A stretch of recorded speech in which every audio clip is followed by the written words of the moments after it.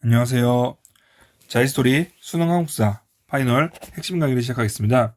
오늘 주제는 6.25 전쟁입니다. 한국사의 단골 주제죠. 배경, 전개, 영향 세 가지를 공부해야 되는데 우리가 오늘 포커스를 맞출 곳은 전개입니다. 친구들 배경에서는요. 그냥 읽어보시고요. 남북이 대립했구나. 북한은 전쟁을 준비했구나. 그리고 아셔야 되는 게 에치슨 라인, 이른바 에치슨 선언이죠.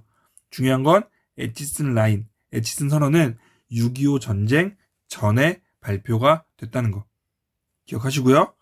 이제 전쟁이 펼쳐집니다.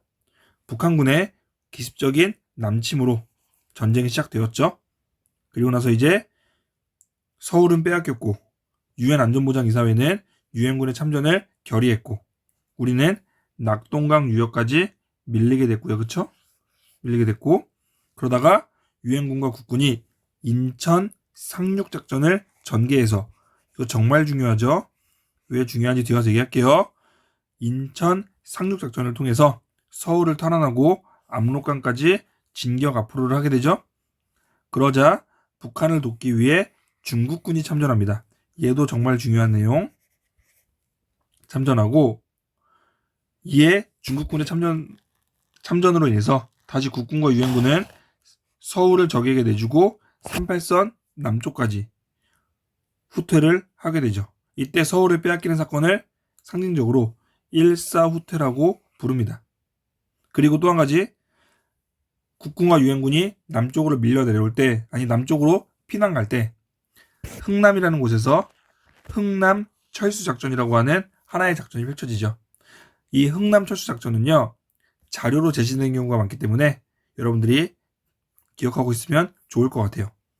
그리고 다시 서울을 다시 뺏긴 국군과 유엔군은 서울을 다시 한번 탈환한 다음에 이제 공방전이 펼쳐지게 되고 결국은 이 공방전 끝에 정전회담이 시작됐고요. 여러 가지 문제로 대립을 했고 결국은 이승만 정부가 반공포로를 석방하면서까지 정전을 약간 반대하는 모습을 보이지만 전쟁 개시 3년 만에 1953년 7월 27일 날 정전협정이 조인되게 됩니다. 그리고 영향으로서는 엄청난 인적 물적 피해가 있고요. 그리고 여러 가지 내용이 있지만 여러분들이 보셔야 되는 건 한미 상호 방위 조약이 1953년 10월에 체결됩니다.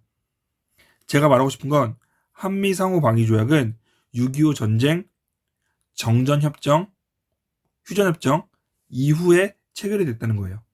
에치슨 선언은 전쟁 전, 한미상호 방위조약은 전쟁 후라는 겁니다. 제가 왜 이걸 강조하느냐? 6.25 전쟁은요.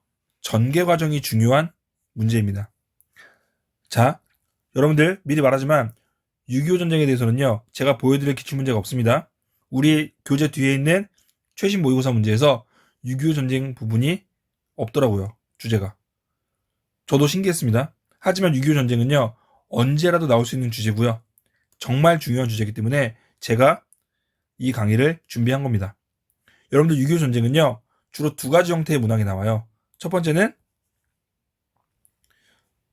밑줄 친 전쟁 때 혹은 이 전쟁 때 혹은 가 전쟁 때 있었던 사실을 물어보는 문제. 두 번째는 이 전쟁 때 볼 수 있는 모습을 물어보는 문제. 저한테 강의 들은 친구들 알겠죠? 이 두 가지는 결국은 뭐다?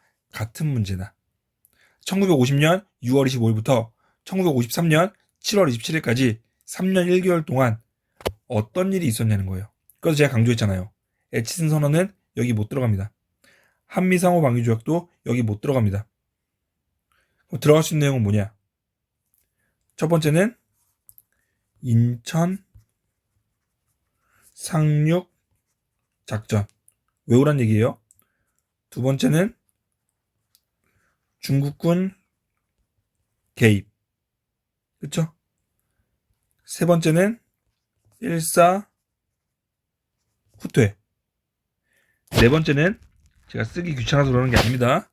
이승만 정부의 반공포로 석방. 이 네 가지 중에서도 제일 중요한 건 얘랑 얘. 이 두 가지를 가지고요. 하나가 힌트고 하나가 답인 경우가 많을 겁니다. 문제 한번 즉석에서 만들어 볼까요? 어떻게 내면 될까요? 회고록 하나 쓸까요? 나는 북한의 남침으로 시작된 이 전쟁 당시 인천에 상륙하는 유엔군을 따라서 인천에 갔다. 쭈루룩 나오죠. 이 전쟁은 뭐예요? 6.25 전쟁. 이 전쟁 당시 있었던 사실로 옳은 것은 1번 중국군이 개입하였다. 그럼 그게 답인 거죠. 그렇죠?